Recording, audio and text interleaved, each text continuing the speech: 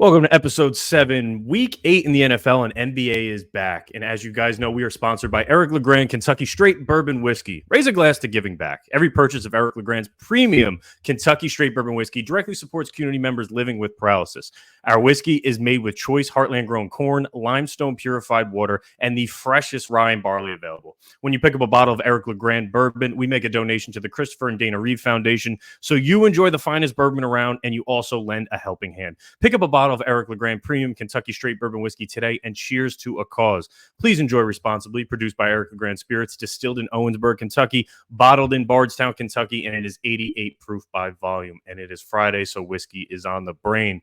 Now, this week's open, I'm going to talk about NBA returning, and I have overreactions, not week one overreactions, not week one overreactions, not month overreactions, game one. One game of each team so far for the season. It tipped off on Tuesday night. It is currently Friday. And I have some decent overreactions. The Clippers, they look good.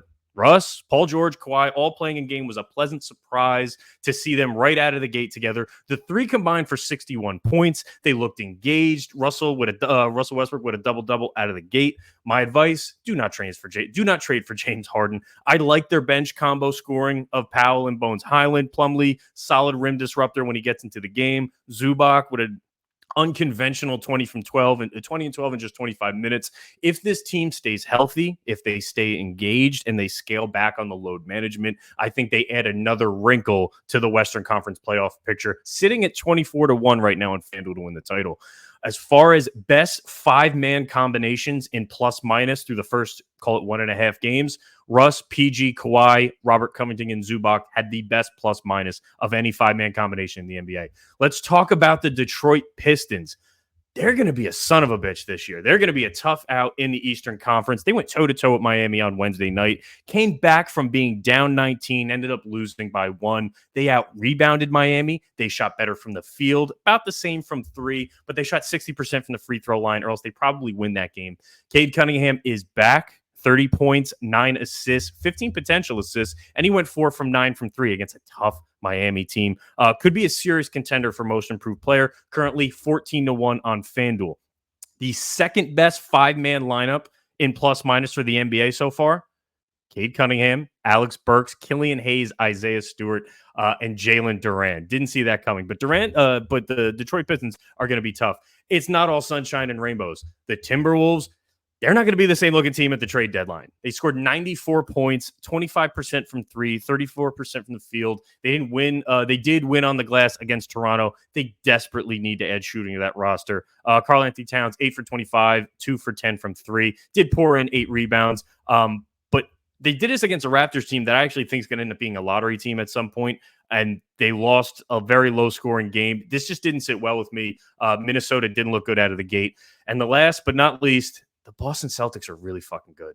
Derek White, Drew Holiday, nightmare defensive backcourt in the East. They're going to terrorize Trae Young, Jalen Brunson, Darius Garland, Donovan Mitchell, Jordan Poole, all of that Eastern Conference small guards. They are going to be ruined this year. And if Kristaps continues to stretch the floor like he did in game 1 and stay healthy, I think they're the best starting 5 in the league.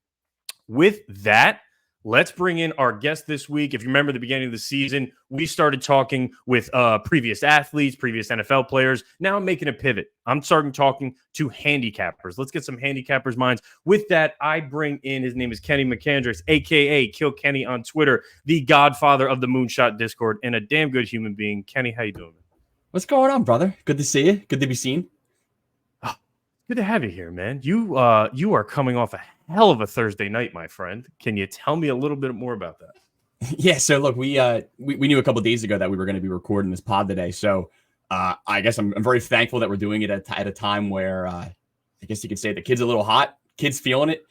Shout out to Khalil Shakir, race to 20 receiving yards, dude. I'm obsessed with those bets. That's the second one I think on the year too. Every time I tweet one of those tickets, like all the replies are like, yeah, well, how many of you guys did you play in this game or whatever? I think on the year I've placed that bet 4 times. We've hit 2 of them, and both were 30-1. We hit Wan'Dale Robinson and we hit Khalil Shakir. So, it's got the same vibe of, people like sprinkling on first touchdowns. You kind of know pretty quickly whether or not you're going to hit. And these props are like that on steroids. I mean, you know 2 minutes into the game whether or not it's going to cash. And if you've got, a receiver or somebody that you think is a little undervalued, you can get some pretty juicy odds. So between that and then BMAT just refusing to stop hitting plus 1,000 parlays, the Mooney Gang had a pretty good night last night, brother.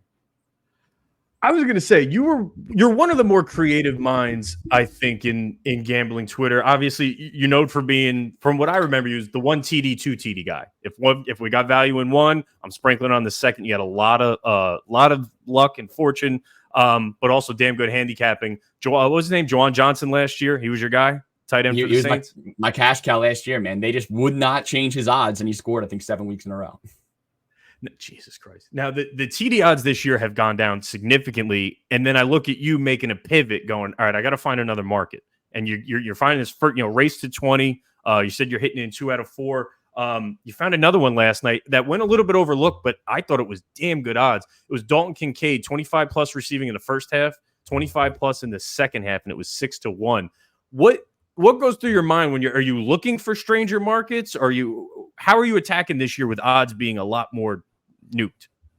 It's not that I'm going in there, specifically looking for stuff. It's just I'm looking at everything and just seeing sort of, when an alarm bell goes off. Like on the Kincaid one, I didn't open FanDuel and immediately go, let me see what sort of weird specials that they have. But I knew that I liked Kincaid. Well, we knew that, Knox is already on IR. So like, obviously Kincaid was going to be in a better spot. And for those particular specials, I wish you could almost customize them. Like if I have a guy, and we have a few that I can talk about here. Like if I could handpick a guy to get X amount of yards per half, I mean, I would love to be able to mess with that. Instead, you got to kind of go with whatever the prepackaged ones that FanDuel offer. And I was pleasantly surprised to see that they had Kincaid in one. And I think at the time his receiving line was like, I think 41.5.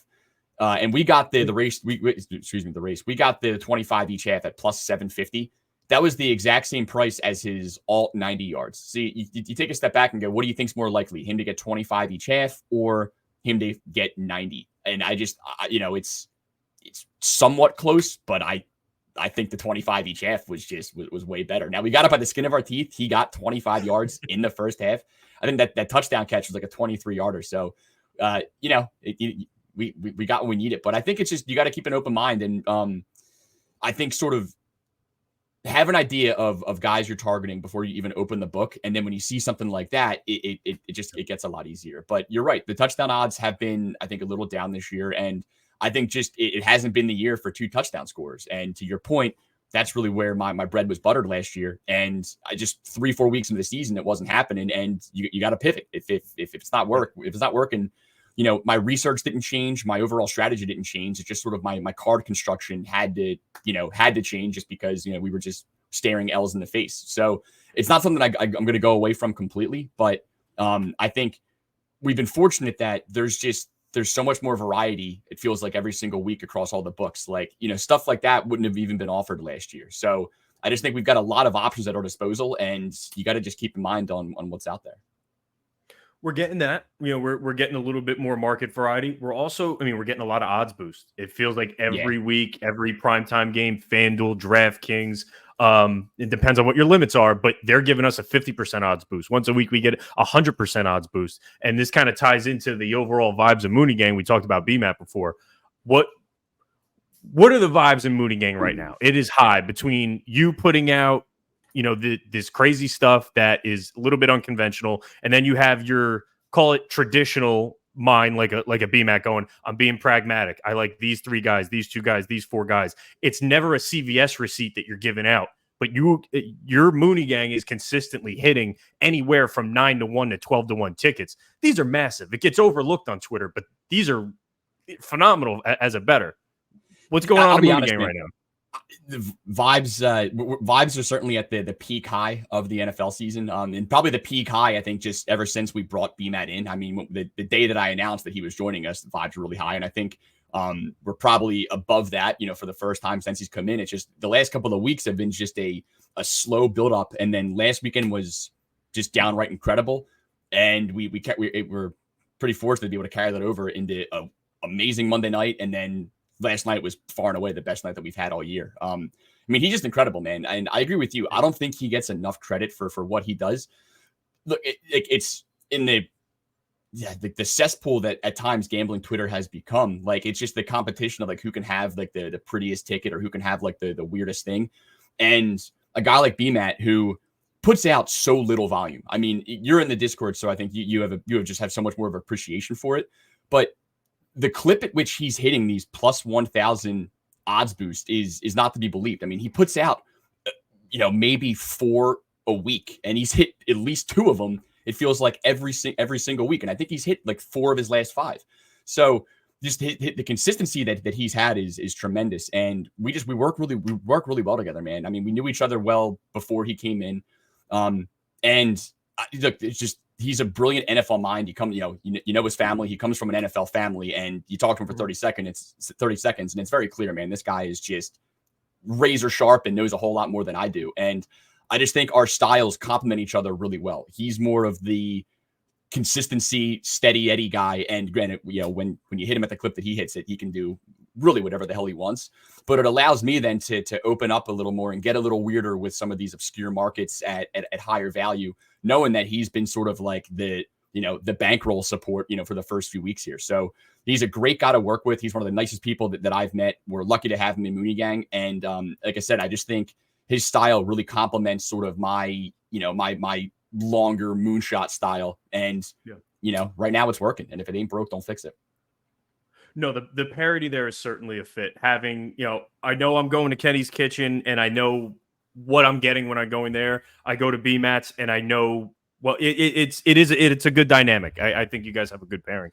Funny story. You mentioned his family. Dude, I had no clue that he was in the Matthews family. So we were bullshitting one day in Twitter DM, and he's like, "Oh yeah, you're a Rams fan. My brother used to play." And I thought and I know a lot of Rams shit, and I thought his brother was probably a guy in the practice squad, a third stringer. I know draft picks going back to fucking 2004. And he's like, "Yeah, Clay Matthews." And I was like, "Oh shit." And he probably thought I was blowing smoke up his ass when I said, "Who was your brother?"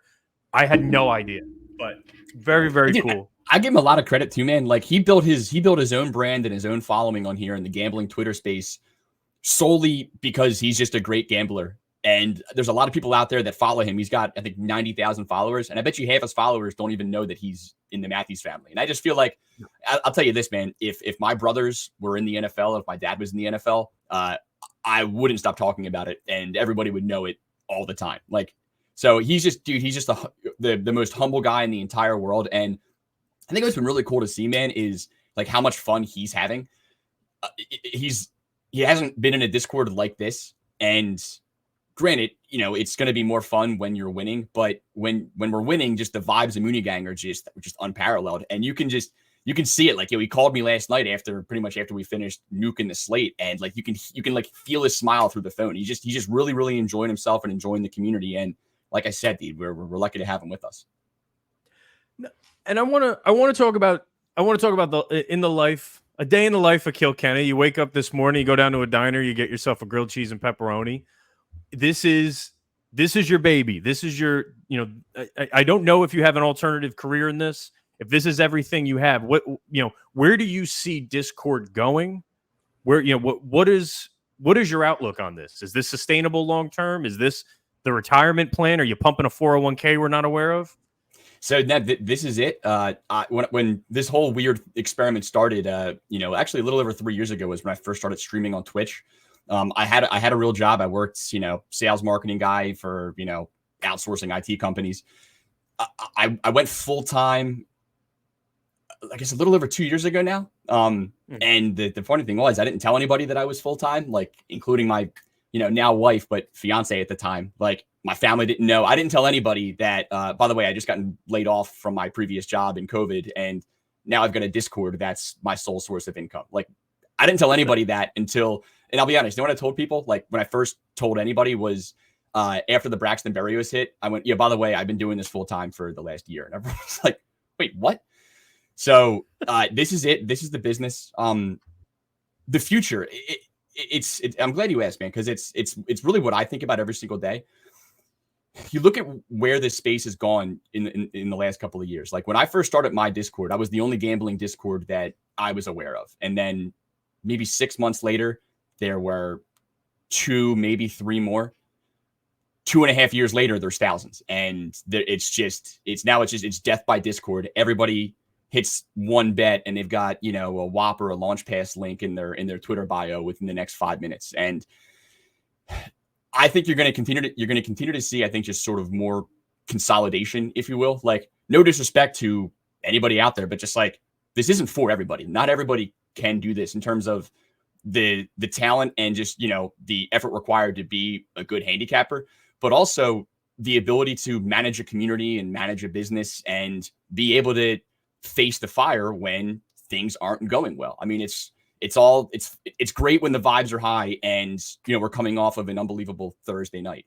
My first 3-4 weeks were garbage, straight up garbage. And I've got, you know, thousands of people that are paying me money every single month for winning picks. And when they're not getting winning picks, they have every right to be upset, voice their concerns, and at least like, hey, like, what is the plan? What's the strategy here? Like, if this isn't working, what are we going to do? And I just think not everyone can handle facing the music when they hit their cold spell. And I would say I've been doing this long enough where I've had enough cold spells to know what it feels like and to know how to navigate it. And I think the community development is just an aspect of, I think, of the Discord world that I don't think enough people put just enough energy into or enough focus on.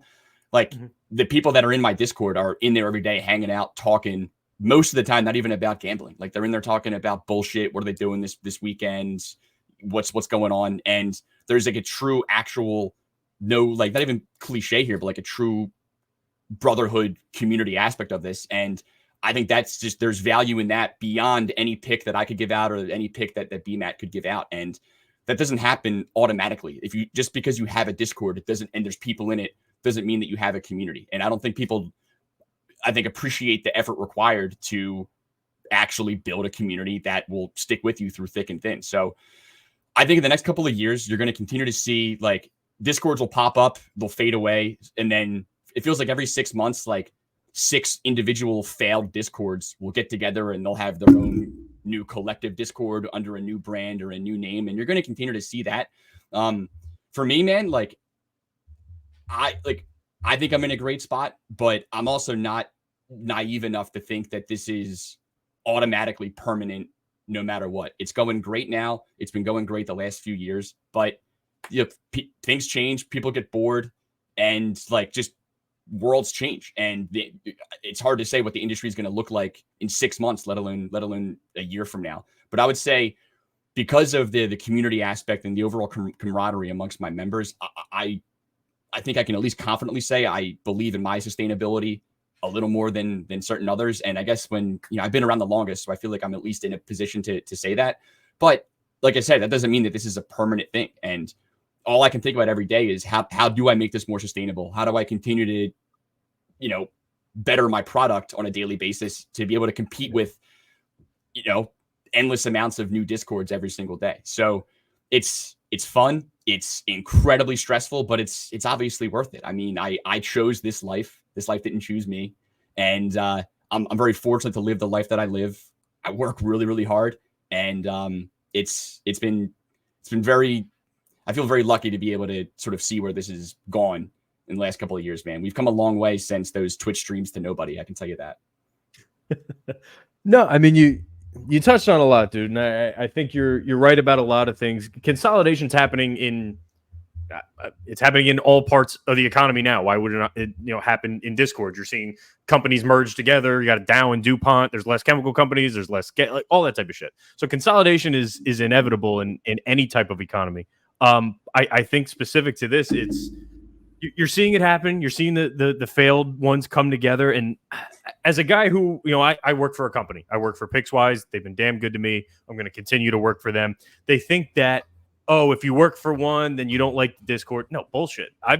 You were kind enough to let me in your Discord, I think like a year and a half ago. And I really got to see what you were the first and only one I was in for a year. I recently got brought into another one. Both totally different, two completely different offerings.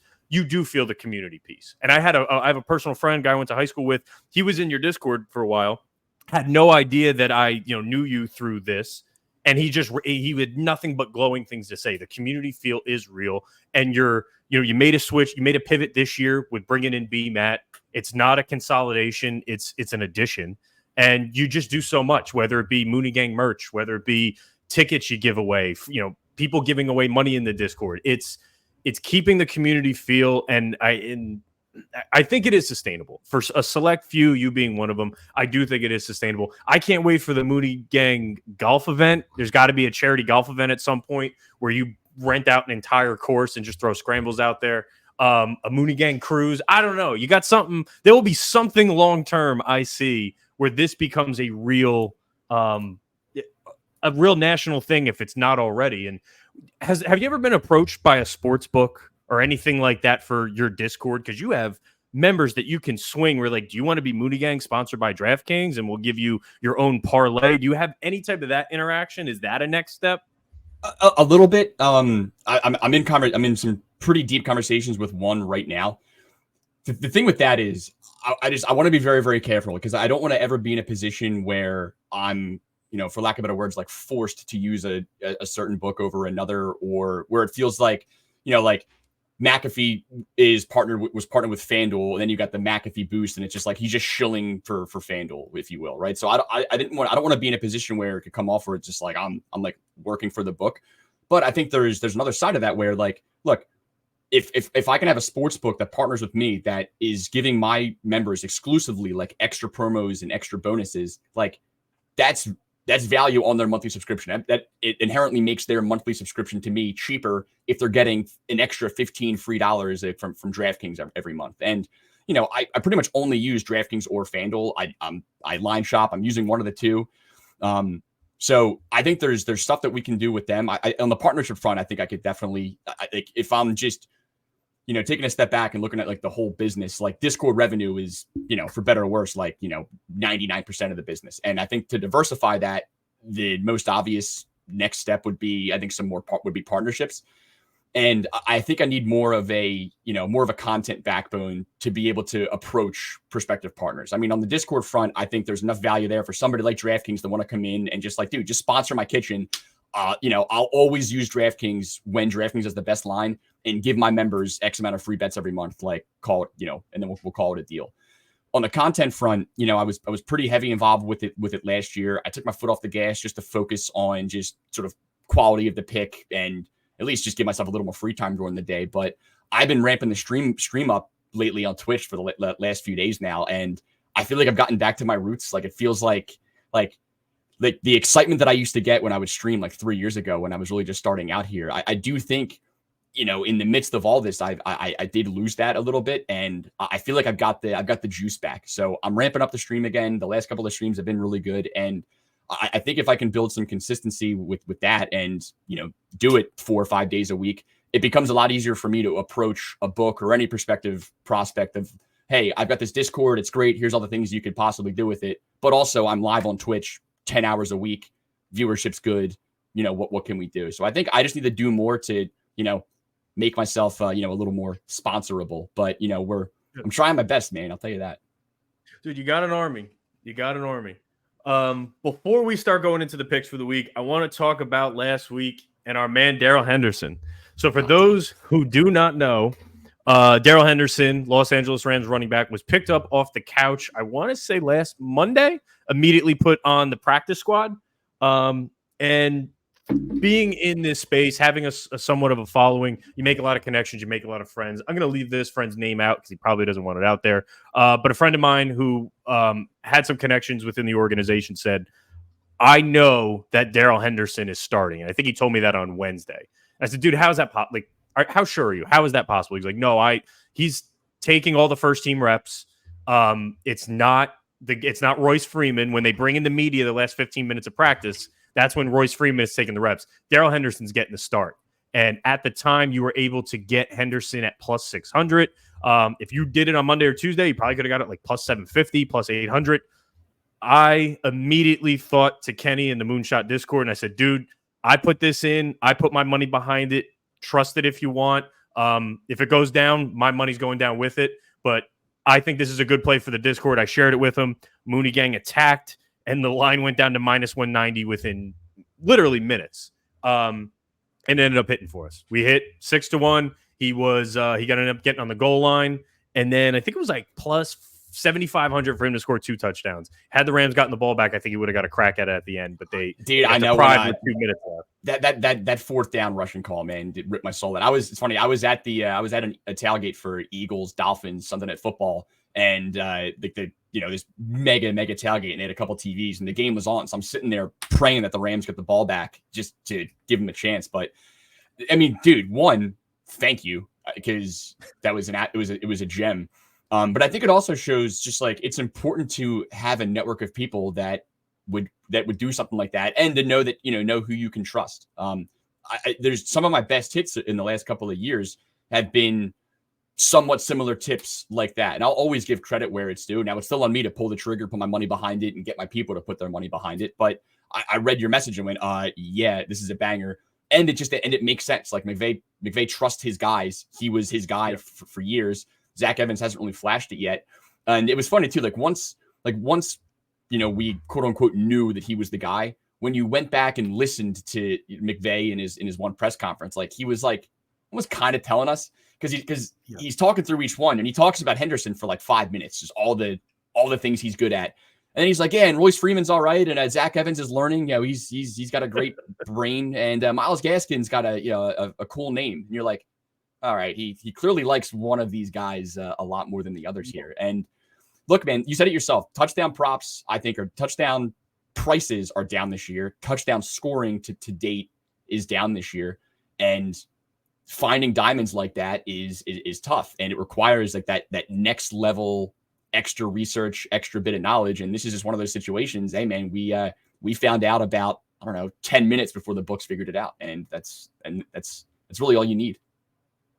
It's not often that we get a leg up over the books, but every once in a while we do. And, I'm a $25, $50 better guy. I mean, I put 75 on that. I put 75 on it twice. No, if I'm giving it out, I'm going to put my money behind it. And it felt more comfortable sharing that with you. Let's talk about the picks this week, man. We have no bye weeks in week 8. So we have a massive slate. There is no London game. So we have a shit ton of 1 and 4 o'clock games. My first play I want to talk about, rookie wide receiver Zay Flowers, Baltimore Ravens playing against Arizona. We talk about I get a little data heavy sometimes. I do sign up for PFF. They do give you some really good information when it comes to man and zone coverage splits. Cardinals play zone defense at a top 5 rate. Zay Flowers, if you look at his man and zone splits, it's massive disparity. Thrives against a zone defense, 23% target share, grade out significantly higher than when playing against man. If I look at the number, always got to talk about what number we're playing with. He's hit this line in 5 of 7 games. I'm loving his alt line. 75 plus yards is plus 215. And I think we finally get the Zay Flowers breakout. 100 plus is plus 550. In general, Lamar Jackson owns the NFC. I think he's like 9-1 in his career in the against the NFC on the road. It's crazier than that. His record against the NFC. You're right. I think it's even more egregious than that. He has literally dominated the NFC since he's come into the NFL. It's crazy. So I love over 54.5. I'm playing the alt line of 75. I'm probably going to put $10 to $15 on 100 plus. I do think he breaks out. It's a 9-point spread, but before it gets to that blowout situation, we got 3/4 of Zay Flowers just tearing up his own defense. So I love Flowers over 54.5, and I'm going with the 75 plus and the 100 plus for shits and giggles. For me, this is, I would say, about a controversial guy. Yeah, man, this is less about the matchup is solid, but this is less of the data driven play and more of just sort of zigging when everyone's zagging and buying the dip. Like if you're going to give me Calvin Ridley at 49.5 receiving yards, I'll take it. I will absolutely take Calvin Ridley, and I will ladder him as high as they're going to let me. The upside's there. If he has a good game, he's going to go for 8, 125, and 2. And if he bricks, he's going to brick. But it's just like, you look at all the hype, coming into the year on this Jags offense in general and on Ridley. All of the highlights of him in camp, just how fresh he looked. I mean, he looked, like, respectfully, just looked light years better and faster than Christian Kirk. And then week 1, it looked like that. He came out, looked as good as advertised, and lit it up. And just since then, the chemistry hasn't exactly been there with Trevor Lawrence. But again, we're barely halfway through the season right now. Like, did Calvin Ridley get worse? Is he a bad player? No, dude. Just Christian Kirk has been cooking. A lot of this is game script dependent, and a couple of bad games, and people are just ready to write the guy off. Give me him. 49.5 is criminally low for, I still think, probably a top 10 receiver in the NFL. Steelers haven't been good against the pass this year, really at all. I'm excited for this game. It's, it's pretty, I don't know, it's pretty cool actually that like the Steelers Jags is like one of the premier matchups this week. I mean, you got 5-2 versus 4-2. It just Steelers are a gritty team, but give me Calvin Ridley, man. I think everyone's sleeping on him because he's had a couple of bad games and because of how tremendous Christian Kirk has looked. By the dip, it's Calvin Ridley time. No, it's a good point there with Ridley. I like it. I like that you're getting at 49.5. Another guy you're very familiar with, Devonta Smith, he's down to 49.5 playing the Commanders this week. You can make the argument the last time he had a good game was week 4 against Commanders. He had 78 yards, and the Commanders secondary is just hot dog shit. It's really, really bad. He's a guy I'm buying the dip on too. His normal lines anywhere from 58 to 65.5 at some point last season. I'm going to buy him at 49.5 any chance I can get, especially in a divisional matchup. So you mentioned Ridley at 49.5, and it triggered me with Devonta Smith. Do you, as a Philly fan, do you feel any type of way about it? Well, I love Devonta Smith. I mean, I still would say I think he's the best number 2 receiver in football, and I don't know that it's particularly close. I mean, this dude is just so unbelievably good, and it's crazy how strong he is. Like, I know everyone talks about like how skinny the guy is. Like, I go to a lot of Eagles games. I was there at the Dolphins game on Sunday. Like, he looks small out there. He looks small. He takes big shots, and the dude is unfazed. The talent is there. The only concern I have is I think we could absolutely beat the piss out of the Commanders, and anybody on the Eagles could do it. I think if you're gonna take a prop, I agree with you in that I think Smith at 49.5 is the way to go, just in the same sense of really just buy the dip there. I want to look at the game a little more. I'm wondering if we get a little more Julio Jones this week. The crowd went ballistic when he caught his first pass as an Eagle. He played more snaps in his first game than I thought he was going to play. I mean, it felt like he was out there a good amount. So we shall see. But I agree with you. It's certainly a buy low spot on, again, I think the best number 2 receiver in the league.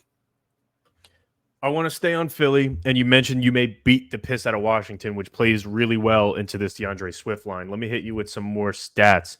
He has 8 explosive runs when he gets at least 1 yard before contact. That's 12th most in the league. The Washington Commanders defensive line allows 1.6 yards before contact, ranks 26th overall in the league. So when he gets ahead of steam and he gets 3 feet in front of you, you can't touch him, and he takes off. I think we have at least 1 explosive run from DeAndre Swift coming this week. The line's 15.5. I'm playing 1 unit on over the 15.5. We get alt longest rush lines thanks to Bet365. Him to go 20 plus is plus 185. If he breaks off a 30 plus run, it's plus 525. He's had runs this season of 22, 17, 29, and 43. I really like that stat where if he gets a little bit of room, he's gone. And if this game gets out of hand, I did check the weather. Is it going to be a weather game? No, it's going to be beautiful in Washington. It's 63. It's not windy. That's not a factor at all. I'm going Swift longest rush over 15.5 because division game. I see him breaking one. We haven't got one in a couple weeks. I love this market, man. I wish more books had this. I get jealous when I see this on like the longest reception for guys like a Jalen Hyatt or a Christian Watson, like the boomer bust guys that like if they catch one, they're going to catch a long one. I feel like they hang some of these, pretty aggressively. So I like the angle on Swift. Again, this Washington defense is Swiss cheese. I mean, you could put me out there and I might hit this prop. All right, let's talk tutties.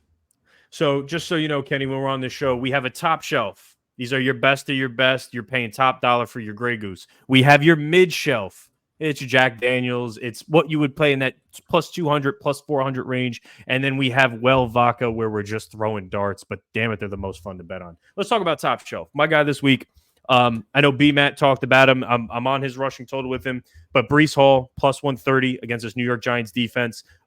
2 touchdowns in 2 straight games as the workhorse. Dalvin Cook's crying. He's going to his agent. I'm not getting the ball.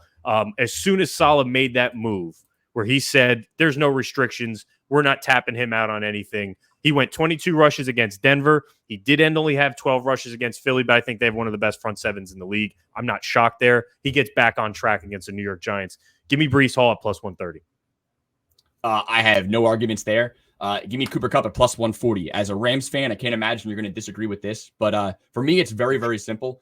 There's just there's a finite number of players in the NFL that, regardless of matchup, regardless of injury designation, regardless of weather, if their touchdown price is plus money, it's just you just click the button and you send the monies to the book. And Cooper Kupp is one of those guys. At plus 140, I don't care if they're playing the Decepticons, I'm going to be betting money on it. There's also, we rely a lot on stats, and some stats piss me off because they have no context and they don't paint a picture. We're talking about how good the Dallas Cowboys secondary is and how few yards they give up. They played the New York Giants and the New York Jets. That skews every single one of their lines. And if you look at the disparity between the last 4 games and the first 2 when they play Giants and Jets, it is night and day. So that is pulling those numbers down. So do I think they're a good defense? Yes. Do I think they're probably closer to 10 to 15 against the pass? I mean, they're one of the best pass rushing teams. I get that. But their secondary has been gashed the last few weeks when you're not playing fucking Zach Wilson and Daniel Jones. So I do think it's a better spot than most are giving the Rams credit for in a receiving standpoint. Do they still lose the game? Yeah, Stafford has a fucked up hit, but I like Cooper Kupp. I'm not disagreeing with you there. Look, it's as simple as I trust them to move the ball and score some points against this Dallas defense. And if anybody on the Rams is going to score, especially after Nakua went bananas last week, Cooper Kupp buyback week at 140, it's like I'd play it down to probably plus 110. If it got the even, maybe that's where I draw the line. But at 140, that is just an automatic click the button. 100%. Let's go to the mid shelf.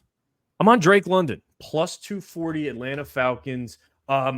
Weak Titans secondary got even worse when they traded away their best secondary piece in Kevin Byard. 11 red zone targets, 3rd most in the league amongst wide receivers. I think Drake London, big body wide receiver against a weak Titans defense. I like him to pull one down. I'm getting nearly 2.5 to 1 on it, and the red zone targets do not lie. So I'm rolling with London in the mid shelf. Dude, there's a case to be made. I mean, London might be the most underrated receiver in the NFL. Like, I would love to know what kind of stats he would consistently put up if he had like an average quarterback. If he had Sam Howell, what kind of numbers Drake London would put up. Like, I think that the kid's incredible. I'm with you. Give me DeMario Pop Douglas plus 450 New England Patriots. After Kendrick Bourne, he's the number 2 guy. Was trending up again, rookie this year, trending up. Got a concussion week 5. Of course, the week that I bet on him, I had him for his over yards, had him to score a touchdown. His first catch of the game, he caught it for 35 yards, hit his over, and then got rocked in the head, concussed. He's fine. Good to hear it. Came back last week, season high, 62% of the snaps. Again, that was second amongst wide receivers. 6 targets. They are trying to get this kid the ball. He is like the only dynamic, just speedster that the Patriots even have on offense. The kid's the real deal. Miami's defense is not good. I don't love the weather for this game. It looks like it's going to be one of the shittier weather games, but I don't care. I think this kid can score in a jet sweep. He could score on a bomb. They might even throw him back there for a few punt returns. But DeMario Douglas, you're going to know this name by the end of the year. This kid is really, really, really good.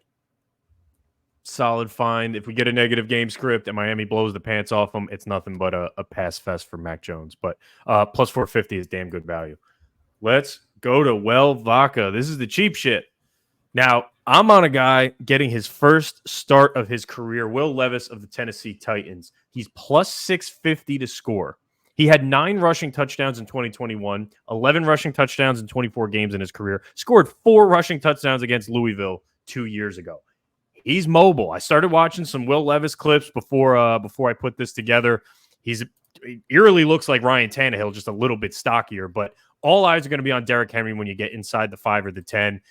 Most of his scores came with inside like the 20. He's got some wheels. He's not afraid to pull it down. We saw it with Anthony Richardson. You want to get these rookies comfortable. Let him run around a little bit. Let him get some confidence underneath them. I would throw this guy out there when they get inside. Anything inside the 10, I think it's fair game for Levis. And I'm getting 6.5 to 1. I love it, dude. Penn State legend, briefly, before he transferred. People forget he was at Penn State. My Well Vaca, different than the guy that I told you prior to the show. I'm pivoting on the fly here. Juicy price on DraftKings.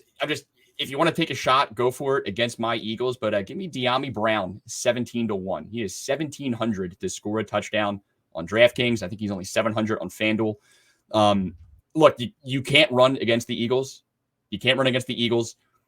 They're going to be throwing the entire game, and he's going to catch one eventually. He's the number 4, I think. Yeah, he's the number 4 on Washington. He plays about 20 to 25% of the snaps a game, gets a few targets per game. His average depth of target is like 75 yards. Like, he's out there to run go routes. He's usually there to just be the decoy to pull the safety off the top and open up the middle of the field for guys like Samuel. But him and Sam Howell, they've got that UNC chemistry. He gives them a look or two every single game. He hasn't gotten one yet this year. I just think, look, when it's all said and done, De'Ami Brown will score 2 touchdowns, maybe 3 this year, maybe 3. But let's say he scores twice at 17-1. I'm going to take it in a positive matchup against the Eagles, who you just cannot run the ball on. So give me De'Ami Brown to score like an 80-yard touchdown to bring the deficit to 45 against the Eagles. I love it. I love it. Anything 17-1, and if you're on the field, we have a chance, especially if you're playing Philly and you're getting smoked, which I think we're in agreement this one could get ugly. Nah, man, we have a lot to tinker with here. I'm going to put together some type of parlay with some Calvin Ridley, maybe a little bit DeAndre Swift, throw a couple touchdown scores from what we talked about. If you could give, of everything you gave, what do you feel the most comfortable saying, hey, this is what you should put your money on this week? Or this is the best value to put your money on this week? Is it Brown? Is it Ridley? Is it Demario Douglas? What's the gut? I really, if you're going to build, like, if you're going to just play it straight up, or if you're going to, put a couple of, nothing's a gimme, but put together a couple of, safer options with like an odds boost or something like that. I'm going to use Calvin Ridley in a ton of stuff this week. So I do feel really, really good about Ridley. I'm not seeing a receiving line for him yet. Like, I do love Douglas. I'm going to be playing Douglas to score a touchdown. But Demario Douglas receptions or receiving yards, if you can find props for that anywhere, I imagine it would come in pretty low. I mean, if you get him like under, 25-ish yards, anything around that number, hammer the over. This kid's going to be very involved on Sunday. I like it. I'm going to have to check Bet365, which is probably where I'm putting this in. We're going to throw a Calvin Ridley alt line in there. I'm going to throw a DeAndre Swift. I think I'm going to go 20 plus on his longest rush. I think he really breaks one. And then I got to pick through these. Will Levis might make it in there, man. I don't know. Plus 650 doesn't scare me. The kid's going to get some opportunities to run. I want a Will Levis rush line. If they open him up at like 13.5, 14.5, they have packages already built into that offense for Tannehill to pull it down, design plays. Obviously, Malik Willis, they have this available to them. Doesn't necessarily have to be, I drop back. It's, I'm going to tuck it and go and end around the other end. So if I can get Will Levis over 14.5, 15.5, I'll probably put I'm sitting here wondering where this is going to come in. Like, I have a feeling that I think it's going to come in high. I think they're going to assume hook it in. Like, again, it's fun. They're playing the Falcons. Like it's not like Desmond Ridder is known as this like holy shit mobile quarterback. He's got some legs. But I remember like when Ridder came in last year, I think Ridder's first rushing total was like 17.5, and his total hasn't come anywhere near that since. So I think if they're going to err on the side here, they're going to probably err on the side of the Levis rushing being legitimate. I think it comes in around 20 or higher, and I still might take it. Yeah, I probably would too. I might throw an alt line in there if you can get me 30 plus or 40 plus. Kenny, thank you, man. You are in a world, in the cesspool that is gambling Twitter. You are one of the few good ones. I appreciate you jumping on. If you are not signed up yet, I do not get a kickback for this. Go to his Twitter, go to the Moonshot Discord, and it is well worth the $30, and you'll probably make a friend out of it. You might even get some free tickets to an Eagles game. Go sign up for the Moonshot Discord and follow this guy's picks. Kenny, anything you want to plug? Anything last minute before we wrap up? But can't thank you enough. Dude, just all I want to say, man, I can't thank you enough. Thanks for having me on. I'll come on anytime you'll have me. I know, former athletes probably give you a bit more of a draw than me, but I do appreciate being here, man. And right back at you. If you ever want to hop on my stream, the only thing I want to plug, beyond the Discord is just, follow me on Twitch. It's the same name, just at Kiilkenny. I really started in this space just doing Twitch streams. The Discord came later, and just in the last couple of years, I've kind of gone away from the Twitch stream a bit. And in the last few weeks, I've been ramping it back up, and I think that plays directly into my recent betting success. I just think I'm more dialed in when I have to do the Twitch. I feel more prepared. Vibes are higher, and good vibes yields good energy, yields good results. So follow me on Twitch. I'm going to be going live at some point today, and I'm live every Sunday morning from 11 to 1 p.m. So come get your last minute action with me on Sundays. But dude, thank you, man. You're one of my favorite people in this space. I think we first got connected during the what the prop football fantasy league, the prop bomb used to put together. And you've been a hell of a friend ever since. You've been a fervent supporter of me and what I do. And I can't thank you enough, man. It's good to have you as a friend. I appreciate it, brother. Guys, thank you for listening to the Week 8 NFL episode 7 of the Prop Shop. We will be back next week with more. Best of luck on all your bets and take care.